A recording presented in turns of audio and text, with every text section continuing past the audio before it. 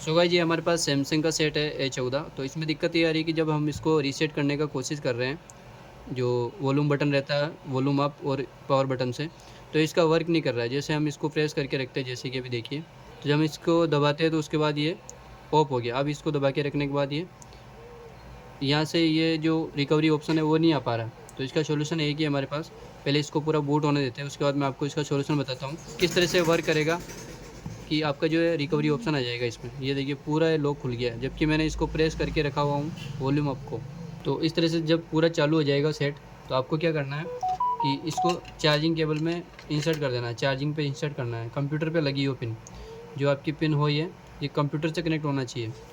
बस ये चार्ज का ऑप्शन यहाँ से चालू हो जाए, ठीक है। इस तरह से चार्जिंग लगा देना है। उसके बाद दोबारा से आपको इसको इस तरह से बंद करना है।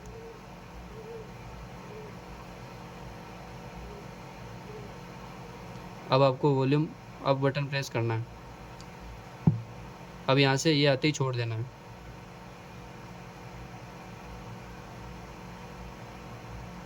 ये देखिए, ये रिकवरी का ऑप्शन आ चुका है। फिर आप यहाँ से इसको डायरेक्ट FRP में पहुँच जाएंगे।